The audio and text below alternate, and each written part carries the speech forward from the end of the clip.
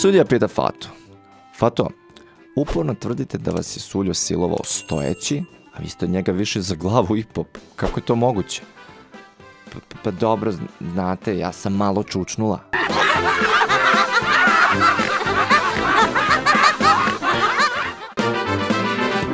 Beže dva ludaka iz ludnice, a za njima potera. Posavjetuju se oni šta da rade, pa jedan kaže: imam plan. Sakrićemo se iza igle. Super. Naravno, čuvari ih odmah pronađu. Na to će jedan od ludaka: pa kako su nas vidjeli? Kako? Pa kroz rupu.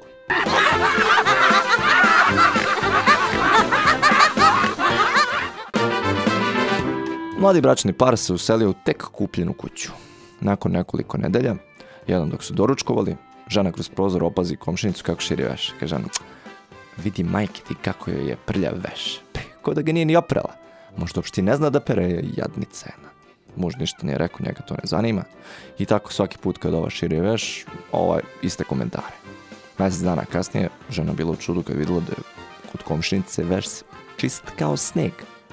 Kaže žena: pa pogledaj, konačno je naučila da pere. Pa ko li je samo nauči?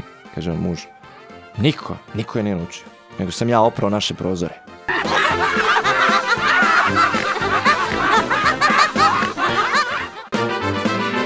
Pita Mujo Fatu: Fato, hoćeš da se udaš ti za mene? Pa hoću ako me poljubiš na 2 mjesta. Samo reci gde, na Havajima i u Londonu.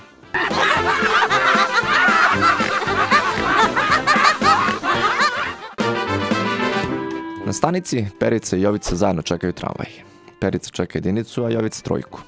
U međuvremenu se pojavi 13-tica.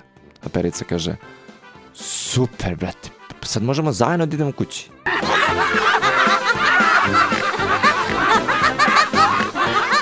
Prijavi se na kanal za još viceva. Budi aktivan, ostavljaj komentare i šalji viceve i bit ćeš sa mnom u videu. Budi aktivniji od ostalih članova i čeka te besplatna majica, ako postaneš radnik meseca.